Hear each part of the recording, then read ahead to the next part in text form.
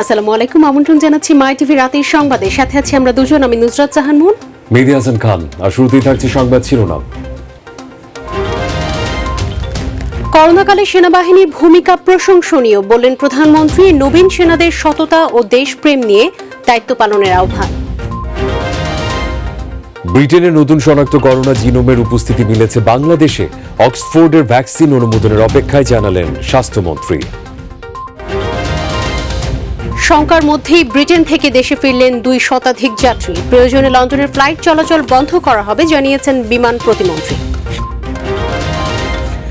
নির্বাচন কমিশনের বিরুদ্ধে 42 বিশিষ্ট নাগরিকের আর্থিক দুর্নীতির অভিযোগ অসত্য ও ভিত্তিহীন, সংবাদ সম্মেলনে বললেন সিইসি। বলছিলাম সংবাদ শিরোনামগুলো বিস্তারিত সংবাদে যাচ্ছি। সততা, নিষ্ঠা, একাগ্রতা ও দেশকে ভালোবেসে দায়িত্ব পালনে সেনাবাহিনীর নবীন অফিসারদের নির্দেশ দিয়েছেন প্রধানমন্ত্রী শেখ হাসিনা।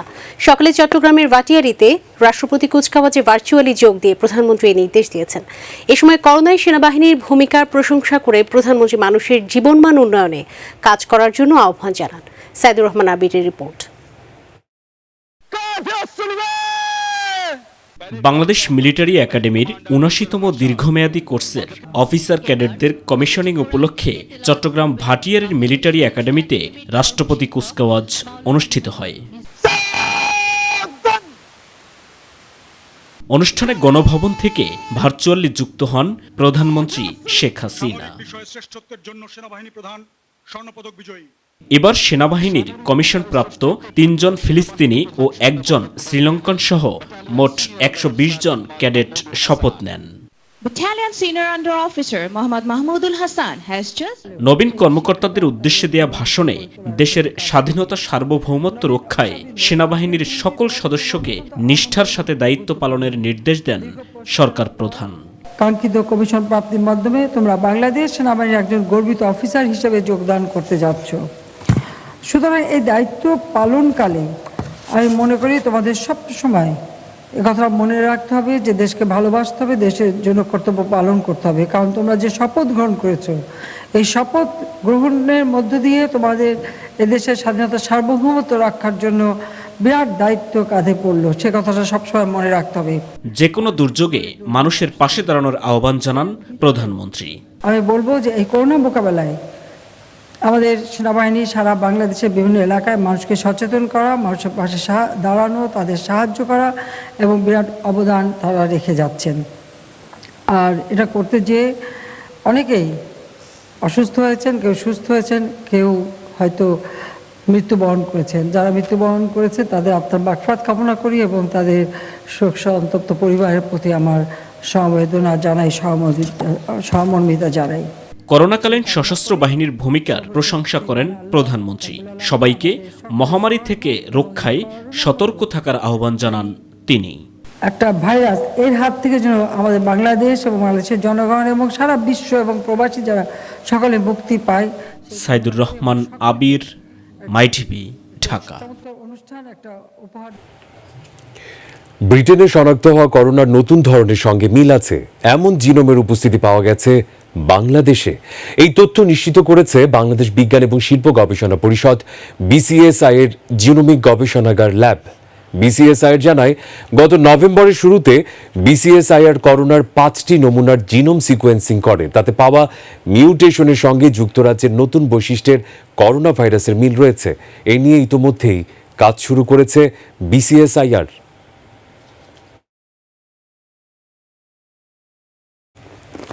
জানুয়ারির শেষের দিকে অক্সফোর্ডের 3 কোটি ডোজ ভ্যাকসিন বাংলাদেশে আসবে। এখন শুধু ভ্যাকসিন অনুমোদনের অপেক্ষা বলে জানিয়েছেন স্বাস্থ্যমন্ত্রী জাহিদ মালিক। বিকেলে স্বাধীনতা চিকিৎসক পরিষদের 27তম প্রতিষ্ঠা বার্ষিকী উপলক্ষে আয়োজিত আলোচনা সভায় স্বাস্থ্যমন্ত্রী কথা জানান। করোনার দ্বিতীয় ওয়েভ নিয়ন্ত্রণে এয়ারপোর্টে নিরাপত্তা ব্যবস্থা জোরদার করা হয়েছে বলেও জানিয়েছেন তিনি। দ্বিতীয় ওয়েভের কথা আপনারা জানেন, ইউরোপ, আমেরিকাতে শুরু হয়ে গেছে। আমরা নিয়ন্ত্রণে রাখতে চাচ্ছি। আমরা এয়ারপোর্টে কিছু ব্যবস্থা নিয়েছি। আমরা সেই বিষয়ে এখন কার্যক্রম চলছে এবং আমরা ভ্যাকসিন আনার ব্যবস্থাও আমরা করেছি।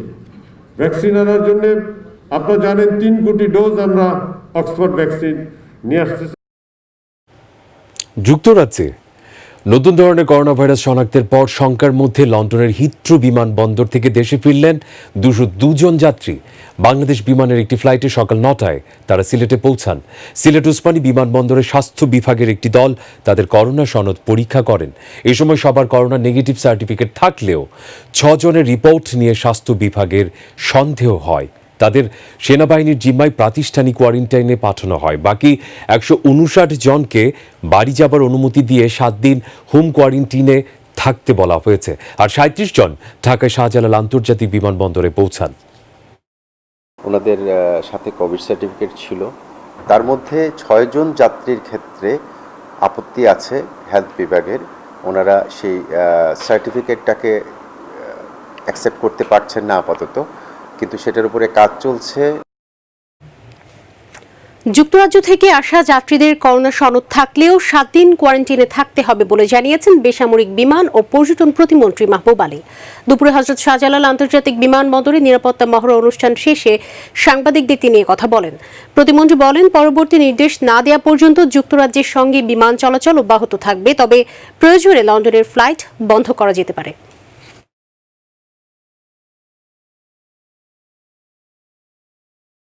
যুক্তরাজ্য থেকে আসছে তাদেরকে সেগ্রিগেটেড অবস্থায় রাখা হয়েছে। তারা পিসিআর ল্যাব টেস্ট নিয়ে আসছে এখানে নেগেটিভ, তারপরেও কিন্তু তাদেরকে পর্যবেক্ষণ করা হচ্ছে। যদি কোনো সাসপেক্টেড পাওয়া যায় তাদেরকে আবার পিসিআর টেস্ট করা হবে এখানে। তারপরে কোয়ারেন্টাইনের ব্যবস্থা আছে পর্যাপ্ত, এবং যারা যারা হোম কোয়ারেন্টাইনে যাবে সেইখানেও কিন্তু আমাদের সিভিল এভিয়েশন কর্তৃপক্ষ থেকে জানানো হয়েছে স্থানীয় প্রশাসনে, তারা যাতে হোম কোয়ারেন্টাইন একদম ইনটু ফলো করা হয় এই ব্যাপারে স্থানীয় প্রশাসন এবং সবাই দৃষ্টি রাখবেন। যুক্তরাজ্যে যে নতুন ধরনের করোনা ভাইরাস পাওয়া গেছে তার চেয়েও আরও বেশি সংক্রামক এক করোনা ভাইরাসের অস্তিত্ব পাওয়ার দাবি করেছে ব্রিটেনের স্বাস্থ্য মন্ত্রণালয়। করোনা ভাইরাসের নতুন এই ধরন দক্ষিণ আফ্রিকাতে দ্রুত সংক্রমণ বাড়াচ্ছে। করোনার এই তৃতীয় স্ট্রেন চিন্তা বাড়িয়েছে বরিস জনসন প্রশাসনের। আরও তথ্য মার্জিয়া মান্নানের। নতুন শক্তিশালী এবং আরও সংক্রমণ ক্ষমতাযুক্ত করোনা ভাইরাসের নতুন এক স্ট্রেনের খোঁজ মিলল ব্রিটেনে। ভাইরাসের এই স্ট্রেন দক্ষিণ আফ্রিকার সঙ্গে সম্পর্কযুক্ত বলে জানিয়েছে ব্রিটিশ স্বাস্থ্যমন্ত্রী ম্যাট হ্যানকক। গত সপ্তাহে দক্ষিণ আফ্রিকার স্বাস্থ্য মন্ত্রণালয়ের পক্ষ থেকে জানানো হয়েছিল, জেনেটিক মিউটেশন ঘটানো করোনা ভাইরাসের নতুন স্ট্রেনের খোঁজ মিলেছে, যা সেখানে নতুন করে সংক্রমণ ঘটাচ্ছে। এবার সেই একই স্ট্রেনের খোঁজ মিলল ব্রিটেনে। 70% বেশি সংক্রামক স্ট্রেন নিয়ে এমনিতেই নাজেহাল ব্রিটেন, তার উপর আবার করোনার নতুন এই স্ট্রেন চিন্তা বাড়িয়েছে বরিস জনসন প্রশাসনের। Those areas must stay at home apart from limited exemptions set out in law. দক্ষিণ আফ্রিকার সঙ্গে সম্পর্কিত করোনা ভাইরাসের নতুন স্ট্রেন নিয়ে ব্রিটিশ স্বাস্থ্যমন্ত্রী হ্যানকক বলেছেন, এখনো পর্যন্ত করোনা ভাইরাসের নতুন স্ট্রেনে আক্রান্ত 2টি ঘটনা চিহ্নিত করা হয়েছে। 2 ক্ষেত্রেই রোগীরা দক্ষিণ আফ্রিকা থেকে ঘুরে এসেছেন। We've detected 2 cases of another new variant of coronavirus here in the UK. Both are contacts of cases who have travelled from South Africa over the past few weeks. Britain ইতিমধ্যেই করোনার নতুন strain থেকে ছড়ানো সংক্রমণ ঠেকানোর চেষ্টা চালাচ্ছে। এই স্ট্রেন 70% বেশি সংক্রমণ ঘটানোর ক্ষমতা রাখে। ভাইরাসের এই স্ট্রেন নিয়ে ইতিমধ্যেই গবেষণাও শুরু হয়েছে। এবার খোঁজ পাওয়া তৃতীয় স্ট্রেনের জন্য দক্ষিণ আফ্রিকা থেকে যাতায়াতে নতুন করে বিধিনিষেধ চালু করেছে ব্রিটেন। করোনা ভাইরাসের নতুন এই প্রজাতির ছড়িয়ে পড়া ঠেকাতে ব্রিটেনের বিভিন্ন এলাকায় আবারও নতুন করে করোনা বিধিনিষেধ জারি করা হয়েছে। গত সপ্তাহ থেকে ব্রিটেনে আবারও নতুন করে করোনা সংক্রমণ বাড়তে শুরু করেছে। মার্জিয়া মান্নান, মাই টিভি। এদিকে দেশে করোনা ভাইরাসে আক্রান্ত হয়ে একদিনে আরও 19 জনের মৃত্যু হয়েছে। নতুন রোগী শনাক্ত হয়েছেন আরও 1234 জন। স্বাস্থ্য অধিদপ্তরের সবশেষ তথ্যে কথা জানানো হয়েছে, এখন পর্যন্ত সারা দেশে মারা গেছেন 7378 জন, আর মোট আক্রান্তের সংখ্যা বেড়ে 5,06,102 জনে দাঁড়িয়েছে। এদিকে বাসা ও হাসপাতালে চিকিৎসাধীন আরও 2,345 জন রোগী সুস্থ হয়ে উঠেছেন গত একদিনে। তাতে এ পর্যন্ত মোট সুস্থ হয়ে উঠেছেন 4,46,690 জন। অন্যান্য প্রসঙ্গ, নির্বাচন কমিশনের বিরুদ্ধে কোনো প্রমাণ ছাড়াই 4 কোটি 8 লাখ টাকার দুর্নীতির অভিযোগ করা হয়েছে বলে দাবি করেছেন প্রধান নির্বাচন commissioner K M Nurul Huda. তিনি বলেন, এ অভিযোগ উদ্দেশ্য প্রণোদিত ও ভিত্তিহীন। বিকেলের রাজধানীর আগারগাঁওয়ে অবস্থিত ইসি সচিবালয়ের মিডিয়া সেন্টারে আয়োজিত সংবাদ সম্মেলনে সিইসি এই দাবি করেন। 2,49,90,450 টাকা সরকারি কোষাগারে জমা দেওয়া হয়েছে। কোনো প্রমাণ ছাড়াই 4 কোটি 8 লক্ষ টাকা দুর্নীতি করা হয়েছে মর্মে যে অভিযোগ করা হয়েছে তা উদ্দেশ্য প্রণোদিত ও ভিত্তিহীন। তারা প্রকল্প থেকে সচিবালয় কাজের জন্য দেয়া গাড়ি শেয়ার করে ব্যবহার করেছেন মাত্র। কাজেই নিয়ম বহির্ভূতভাবে 3টি বিলাসবহুল গাড়ি ব্যবহারের অভিযোগ সম্পূর্ণ অসত্য ও উদ্দেশ্য প্রণোদিত। বিএনপি জনবিচ্ছিন্ন হয়ে রাজনৈতিক আইসোলেশনে আছে বলে মন্তব্য করেছেন আওয়ামী লীগের সাধারণ সম্পাদক, সড়ক পরিবহন ও সেতুমন্ত্রী ওবায়দুল কাদের। আর দলের যুগ্ম সাধারণ সম্পাদক, তথ্যমন্ত্রী ডক্টর হাসান মাহমুদ বলেছেন, করোনা নিয়ন্ত্রণে সরকার ব্যর্থ। মির্জা ফখরুলের এমন বক্তব্য সম্পূর্ণ ভিত্তিহীন। পৃথক অনুষ্ঠানে তারা এসব কথা বলেন। আরও জানাচ্ছেন রাকিব হাসান। সরকারি বাসভবনে ভিডিও বার্তায় সমসাময়িক বিষয় নিয়ে কথা বলেন আওয়ামী লীগ সাধারণ সম্পাদক, সড়ক পরিবহন ও সেতুমন্ত্রী।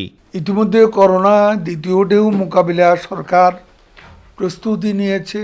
সরকারের কোনো উন্নয়ন বিএনপি দেখতে পায় না উল্লেখ করে তিনি বলেন, জনগণের ক্ষতি করার পাশাপাশি দেশের ইমেজ নষ্ট করা ও মিথ্যাচারী বিএনপির একমাত্র কৌশল। বিএনপি মহাসচিব চিরাচরিত শব্দ চয়নে সরকারের বিরুদ্ধে আবারও বিষোদ্গার করছেন। তার বক্তব্যকে আমরা সমালোচনা না বলতে পারি প্রতিহিংসা ও মিথ্যাচার। তিনি বলছেন, করোনা সংক্রমণের শুরু থেকে সরকার নাকি একেবারেই ভ্রুক্ষেপ করেনি।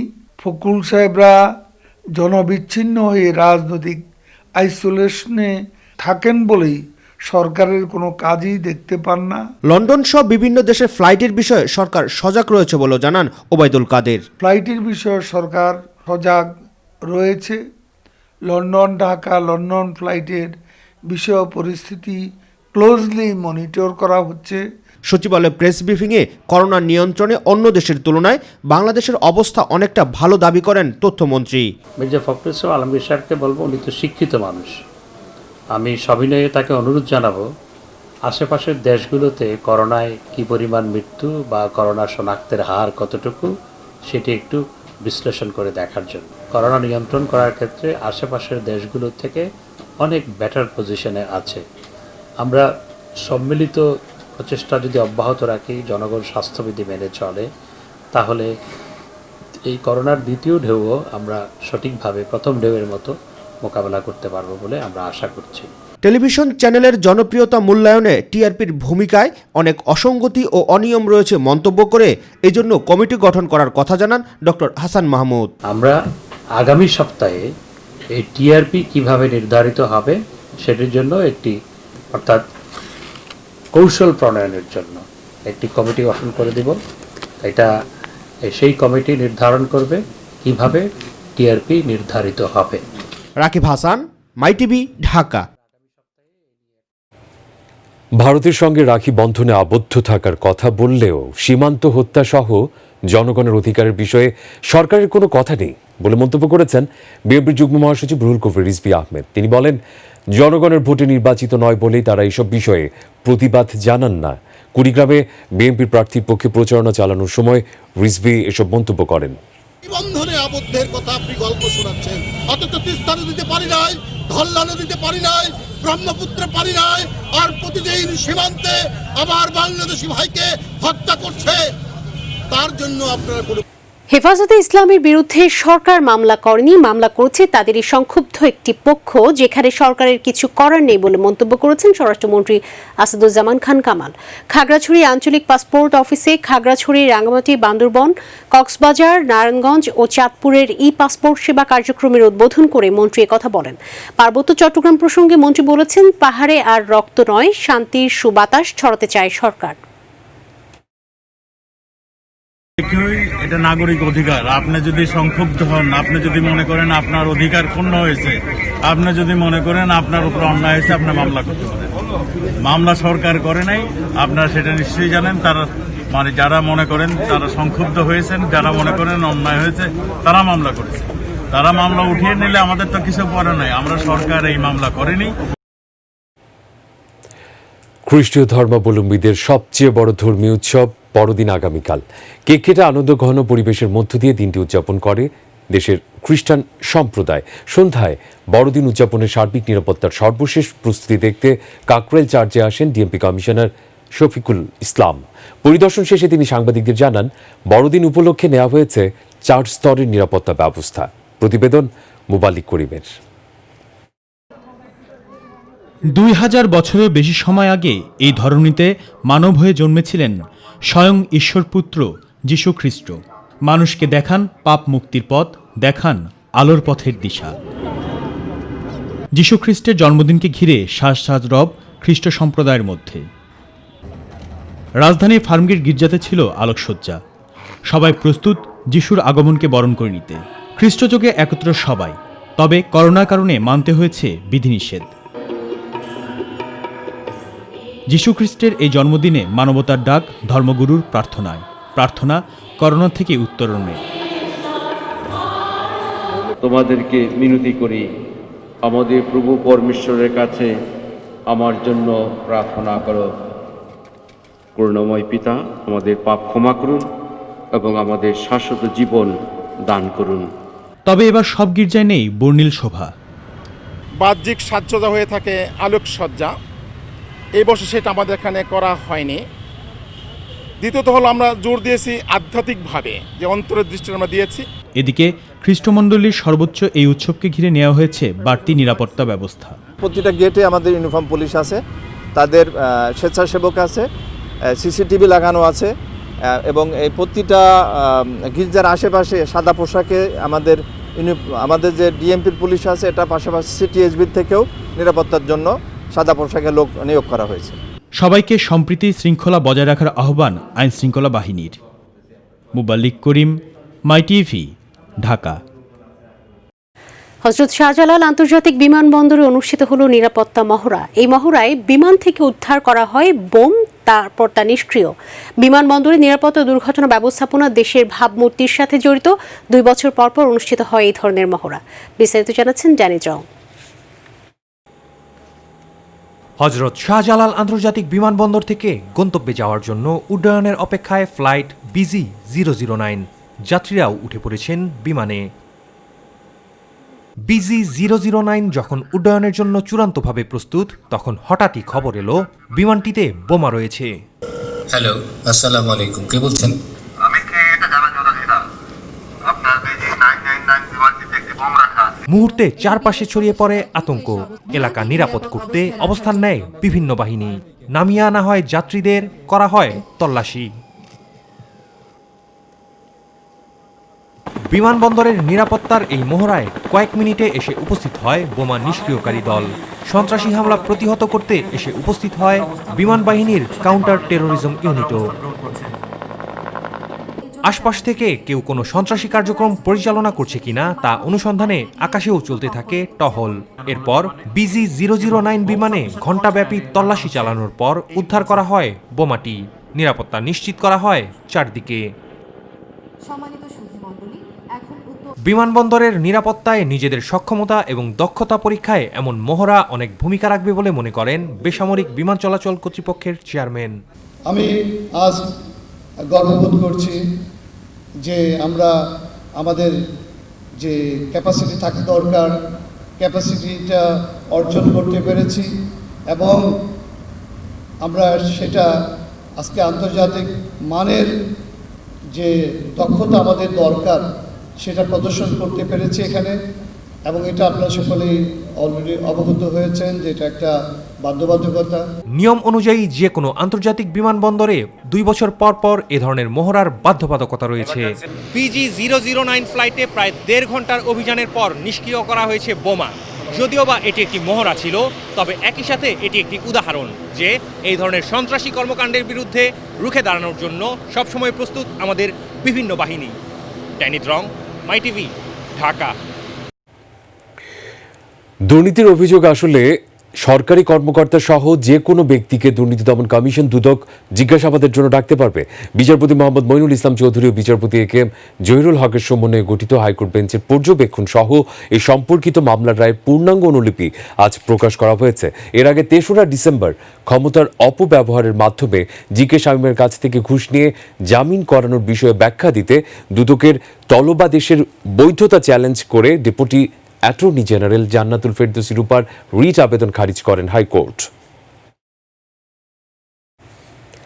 সহকর্মী নাট্যবন্ধু সহ সাংস্কৃতিক অঙ্গনের বিশিষ্টজনদের ফুলেল শ্রদ্ধা আর শ্রুতি সিক্ত হলেন বাংলাদেশ পথনাটকের অন্যতম পুরোধা নাট্য ব্যক্তিত্ব মান্নান হীরা। সকালে শিল্পকলা একাডেমির জাতীয় নাট্যশালা প্রাঙ্গণে অগ্রজ অনুজ নাট্যকর্মী সহ বিশিষ্টজনরা তার প্রতি শেষ শ্রদ্ধা নিবেদন করেন। বাংলাদেশ পথনাটক পরিষদের ব্যবস্থাপনায় অনুষ্ঠিত শ্রদ্ধানুষ্ঠানে শ্রদ্ধা নিবেদন করেছেন সংস্কৃতি প্রতিমন্ত্রী কে এম খালিদ, নাট্যজন রামেন্দ্র মজুমদার, আতাউর রহমান, মামুনুর রশিদ, নাসির উদ্দিন ইউসুফ, শিল্পকলা একাডেমির মহাপরিচালক লিয়াকত আলী লাকি সহ আরও অনেকে। শ্রদ্ধা নিবেদন করে বিভিন্ন সাংস্কৃতিক সংগঠন মান্নান হীরার এই চলে যাওয়া দেশের সাংস্কৃতিক অঙ্গনের জন্য বড় ক্ষতি বলে মনে করছেন সহকর্মীদের পাশাপাশি বিশিষ্টজনেরা। সেখান থেকে সে বিকশিত হয়েছে এবং যখন তার কাজ করার সময় চলে এসেছে তখনই সে বিদায় নিয়ে নিল। তারপরেও মানুষকে চলে যেতে হয়। উনি আমাদের ছেড়ে চলে গেলেন। আমাদেরকে ওনার কাছ থেকে যা শিক্ষা পেয়েছি, ওনার যা কর্ম উনি রেখে গেছেন, তা দিয়ে উনি স্মরণীয় হয়ে থাকবেন। এই বয়সে চলে যাওয়াটা অত্যন্ত হৃদয় বিদারক এবং আমরা একটি দেশের রত্ন হারালাম। সাবেক বস্ত্রমন্ত্রী, আওয়ামী লীগের কেন্দ্রীয় কমিটির সদস্য ও ছাত্রলীগের সাবেক সাধারণ সম্পাদক আখম জাহাঙ্গীর হোসেন আর নেই। ইন্না লিল্লাহি ওয়া ইন্না ইলাইহি রাজিউন। বিকেলে বঙ্গবন্ধু শেখ মুজিব মেডিকেল বিশ্ববিদ্যালয়ে চিকিৎসাধীন অবস্থায় শেষ নিঃশ্বাস ত্যাগ করেন তিনি। আখম জাহাঙ্গীর হোসেন 1954 সালের 18ই জানুয়ারি পটুয়াখালীর গলাচিপায় জন্মগ্রহণ করেন। তিনি বাংলাদেশ আওয়ামী লীগের মনোনয়নে পটুয়াখালী 3 আসন থেকে 4 বার সংসদ সদস্য নির্বাচিত হন। তার মৃত্যুতে শোক প্রকাশ করেছেন প্রধানমন্ত্রী শেখ হাসিনা। আরও একটি শোক সংবাদ। পার্টিক্স গ্রুপের প্রতিষ্ঠাতা চেয়ারম্যান ও সাবেক সংসদ সদস্য এম এ হাশেম আর নেই। ইন্না লিল্লাহি ওয়া ইন্না ইলাইহি রাজিউন। করোনা আক্রান্ত হয়ে গত রাত 1:20 রাজধানীর একটি হাসপাতালে চিকিৎসাধীন অবস্থায় মৃত্যুবরণ করেছেন তিনি। কোভিড-19 পজিটিভ হওয়ার মাত্র গত 11 ডিসেম্বর এম এ হাশেমকে হাসপাতালে ভর্তি করা হয়েছিল।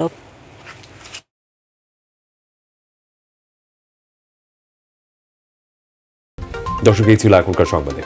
এছাড়া ইউটিউবে মাইটিভি সংবাদ পেতে ভিজিট করুন youtube/mytvbd নিউজ এবং আমাদের সকল অনুষ্ঠান দেখতে ভিজিট করুন youtube/mytv বাংলা, facebook/mytv বাংলা ও twitter/mytv বাংলা। পরবর্তী সংবাদ দেখার আমন্ত্রণ জানিয়ে বিদায় নিচ্ছি আমরা দুইজন। আমি নুসরাত জাহান মুন, মেহেদী হাসান খান। দর্শক, করোনা সংক্রমণ রোধে সবাই সতর্ক থাকুন, স্বাস্থ্যবিধি মেনে চলুন। আল্লাহ হাফেজ। আল্লাহ হাফেজ।